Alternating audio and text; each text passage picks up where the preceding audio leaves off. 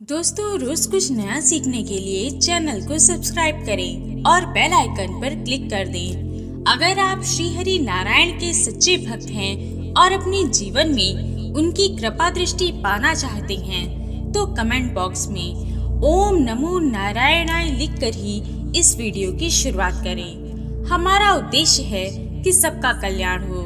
आप भी हमारे उद्देश्य में हमारा साथ दीजिए और इस वीडियो को अपने फेसबुक और व्हाट्सएप ग्रुप पर जरूर शेयर करिए। दोस्तों, आज हम आषाढ़ मास की एकादशी के बारे में बात करेंगे, जो कि 29 जून को है।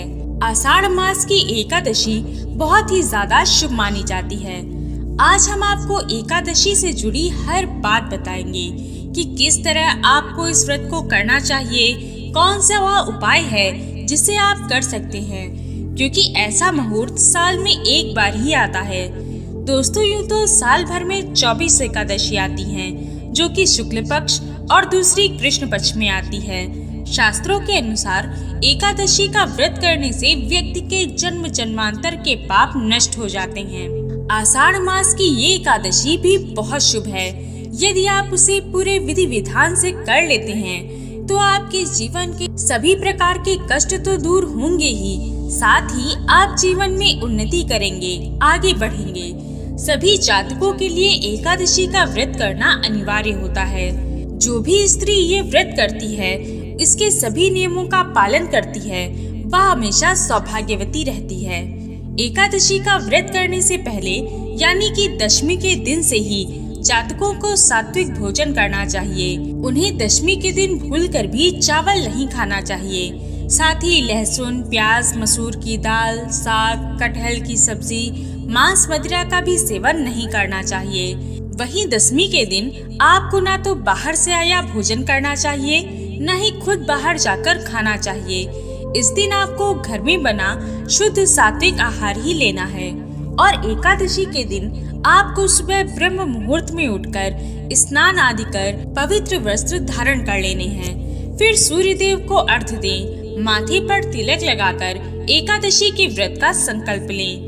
अब एकादशी के व्रत की पूजा की थाली में क्या सामान रखना है, ये भी हम आपको बता देते हैं। इसमें आपको रोली, चावल, अक्षत, फूल, फल, माला, दक्षिणा और मंदिर में जाकर शुद्ध घी का दीपक और हाथ में थोड़ा सा जल लेकर उसमें तुलसी का पत्ता, सुपारी और 1 रुपए का सिक्का रख एकादशी व्रत का संकल्प लें। संकल्प लेने के लिए आपको 3 बार ओम वैष्णवी नमः, ओम नमो नमः और ओम नवीन नमः इन मंत्रों का जाप करना होगा। उसके साथ ही वहाँ पर आप पूजा करें। तुलसी मैया की भी पूजा अवश्य करें। सूर्य देव को जल चढ़ाना ना भूलें। साथ ही इस दिन आपको गौ माता को भोजन कराना है। जो भी स्त्री एकादशी व्रत को करती है, उसे केवल इस दिन फलाहार ही करना चाहिए। वे इस दिन सारे अन्न नहीं खा सकती। एकादशी के दिन जो व्रत करता है वह भी, और जो नहीं करता वह भी, उसे इस दिन किसी का भी अनादर नहीं करना चाहिए, न ही उसे कोई बुरे या गलत शब्द बोलने चाहिए। इस दिन आपको सत्यनारायण भगवान की कथा जरूर सुननी चाहिए। हो सके तो ये कथा किसी ब्राह्मण के मुख से सुने और इस दिन दान दक्षिणा अवश्य करें। अब हम आपको इस देवशयनी एकादशी पर किए जाने वाले उपाय के बारे में बताएंगे। यदि आप इस एक उपाय को कर लेते हैं, तो आपको बहुत लाभ होगा। केवल इसी एक उपाय को करने से आपकी समस्त मनोकामनाएं पूर्ण हो जाएंगी। तो आइए जानते हैं उस अचूक उपाय को। सबसे पहले, यदि आप अपने जीवन में अन्न धन को लेकर परेशान हैं, कर्ज से परेशान हैं, व्यापार में निरंतर आपको घाटा हो रहा है, आप बहुत ज्यादा परेशानियों से घिर गए हैं, तो आप इस दिन क्या करें कि किसी भी आसपास पुराने पीपल के पेड़ के पास चले जाएं, जिसकी हमेशा पूजा होती रहती है। यानी कि जिस मंदिर के पास पीपल का पेड़ है, जिसकी हमेशा पूजा होती है, आप वहां पर चले जाएं। साथ में आपको कुछ सामग्री लेके जानी है, जैसे कि रोली, लाल कपड़ा, मौली और एक आटे का दीपक और गाय का शुद्ध देशी घी। आप चाहे तो गाय के घी की जगह तिल के तेल का दीपक भी जला सकते हैं, लेकिन आपको सरसों के तेल का इस्तेमाल नहीं करना है। इस चीज का ध्यान अवश्य रखें। यदि आप आटे के दीपक को जलाते समय वहाँ पर अपने मन की जो भी कामना है उसे बोलते हैं और उस दीपक को जलाते हैं, तो आपकी जो भी मनोकामना होगी अवश्य पूर्ण होगी। आप इस पूजा को सूर्यास्त के बाद और रात में 8 बजे से पहले कर सकते हैं, उसके बाद नहीं।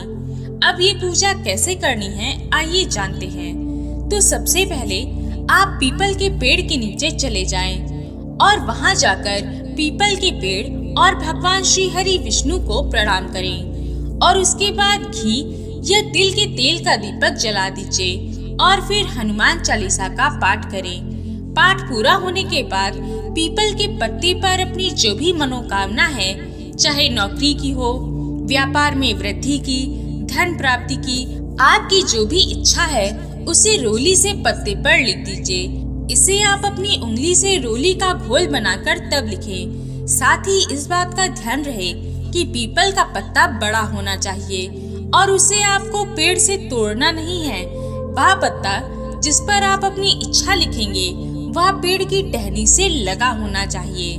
जब आप उस पत्ते पर अपनी मनोकामना लिखते हैं तो उसके बाद उस पत्ते की डंडी पर 7 बार मौली धागा बांध दीजिए और जो बचा हुआ मौली होगा उसे अपने दाएं हाथ में बांध लें और वहीं पीपल के पेड़ की छाया में नीचे बैठ जाएं और अपनी मनोकामना बोलें। सभी देवी देवताओं का स्मरण करें। अब आगे आपको करना क्या है कि जो लाल कपड़ा आप साथ ले गए थे उसमें थोड़ी सी पीपल के पेड़ की मिट्टी को जड़ से उठाकर उस लाल कपड़े में बांध दें और उस कपड़े को लाकर अपने घर में धन रखने के स्थान या तिजोरी में रख दें। आप इसे घर के मंदिर में भी रख सकते हैं और रोज सुबह शाम वहाँ पर दीपक जला दें। बस इतना सा ही उपाय आपको इस देवशयनी एकादशी को कर लेना है।